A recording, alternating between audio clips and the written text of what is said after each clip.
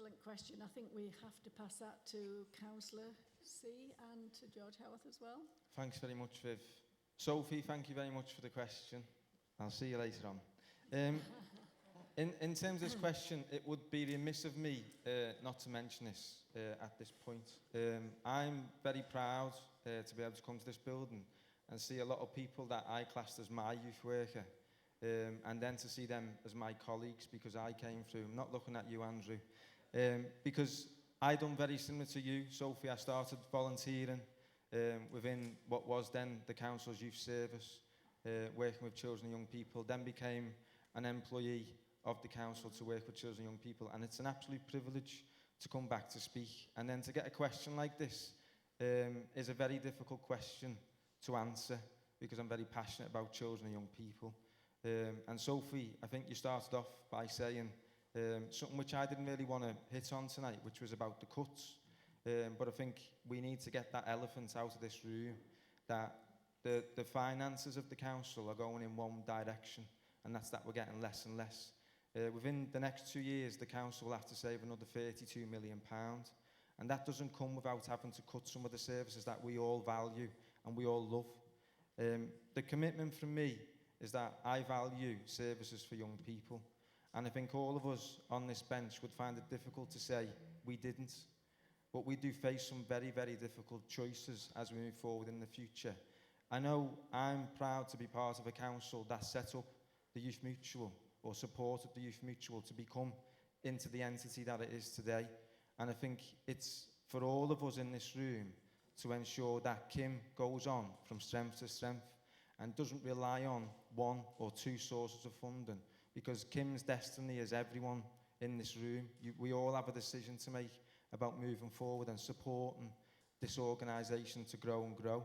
I don't think we have to see, because national government is cutting our money, that means some of our clubs will shut.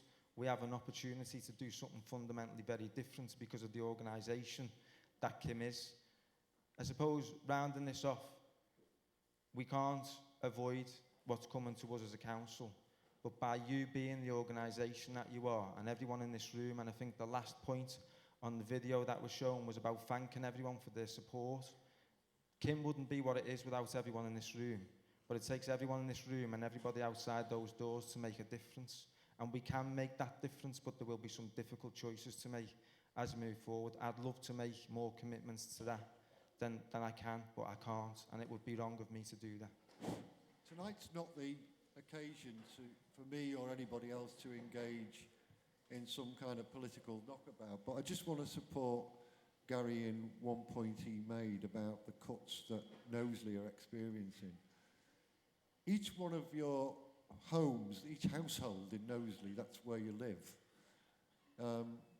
will have had a cut in terms of the support the council gets of £1,500 over the last 5 years. So that means the grant that they get, Knowsley get off central government, the support they get off central government has been massively cut. I think we're talking about approaching £60 million. That's over the last 5 years. If you add the figure Gary's given onto that, you're talking about getting on for £100 million over a space of 10 years. And for a small area like Knowsley, that's a massive amount of money. Now, I'm not saying that as an excuse, but you need to realise it's an incredibly difficult situation a local council, and particularly Knowsley, finds itself in. That is why things like the Youth Mutual are so important, because not only do they get support from the local authority, but they're able to go to other places to try to get support. And I'm sure Sandra would tell you, well, we already saw in the video about some of the support that they get.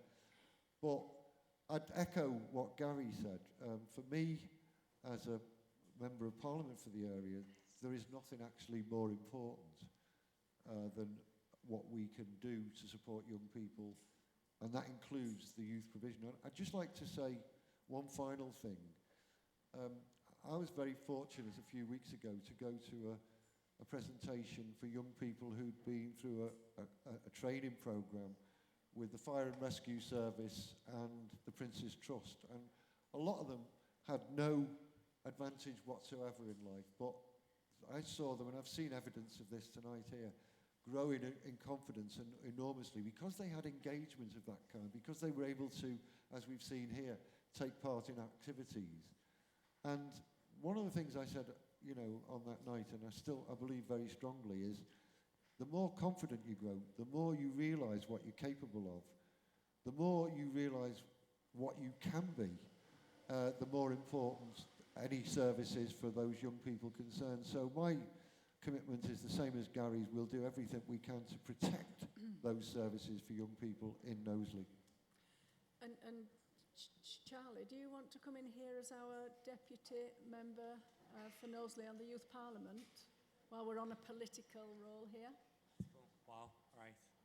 Wasn't briefed on this too much. I think a lot of the points that have been said are good, and we all worry about what the cuts and how they're all going to affect us. But I think a lot of it is giving back to the clubs themselves and turning up and doing your part, and that will help more than most things to actually keep them open.